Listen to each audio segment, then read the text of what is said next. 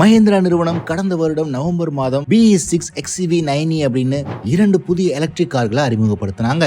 ஒட்டுமொத்த இந்தியன் மார்க்கெட்டே ஆச்சரியப்படுற அளவுக்கு எக்கச்சக்கமான ஃபீச்சர்ஸ் மற்றும் பவர்ஃபுல்லான பவர் ட்ரெயின் ஆப்ஷன்ஸோட கொடுத்திருந்தாங்க. அந்த லான்ச் ஈவெண்ட்லயே என்ட்ரி லெவல் பிரைசிங்கும் அறிவிச்சிருந்தாங்க.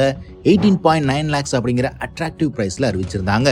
இன்னைக்கு தேதியில மிட் சைஸ் SUV பெட்ரோல் கார்களை இதை விட அதிகமான விலையில விற்பனை ஆயிட்டு இருக்கு. இதன் காரணமா மஹிந்திரா BE6க்கு குறிப்பா எக்கச்சக்கமான எதிர்பார்ப்பு இருந்தது. இப்போ இந்த 2 கார்களோட ஃபுல் பிரைஸ் லிஸ்ட் அனௌன்ஸ் பண்ணிருக்காங்க. BE6 பேக் 1 பொறுத்த வரைக்கும் 59 kWh பேட்டரியோட ஏற்கனவே சொன்ன மாதிரி 18.9 lakhsக்கு லான்ச் பண்ணிருக்காங்க.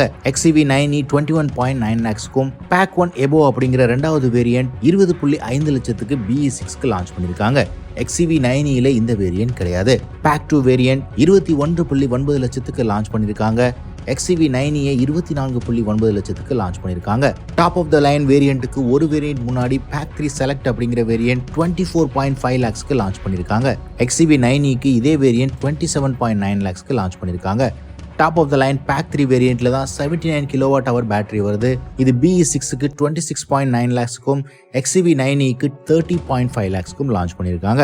ஏற்கனவே இந்த கார்களுடைய டெஸ்ட் டிரைவை நீங்க மஹிந்திரா அவுட்லெட்ஸ்ல பெற முடியும். பட் இன்னைக்கு அனைவரையும் டிசப்பாயிண்ட் பண்ணது அவங்களுடைய லான்ச் டைம் லைன் அப்படின்னு சொல்லலாம். Top of the line pack 3 variant மட்டுமே மிட் மார்ச்ல அவைலபிளா இருக்கும் அப்படின்னு தெரிவிச்சிருக்காங்க. பேக் 2 மற்றும் பேக் 3 செலக்ட் வேரியன்ட் ஜூன் 2025ல இருந்து கிடைக்கும் அப்படின்னு தெரிவிச்சிருக்காங்க. அஃபோர்டபுள் வேரியண்டா அனைவராலையும் எதிர்பார்க்கப்பட்ட பேக் 1 வேரியன்ட் ஆகஸ்ட் 2025ல இருந்தா டெலிவரி கொடுக்கப்படும் அப்படின்னு தெரிவிச்சிருக்காங்க. ஏற்கனவே டெலிவரியில இருக்கிற கார்கள் கூட 2-3 மாதங்கள் எடுத்தபாங்க மஹிந்திரா நிறுவனம். ஆகஸ்ட் 2025ல டெலிவரிஸ் தொடங்குனாங்க அப்படின்னா இப்ப புக் பண்ணா கூட இந்த வருட கடைசி அல்லது 2026க்கு போறதுக்கு கூட சான்சஸ் இருக்கு.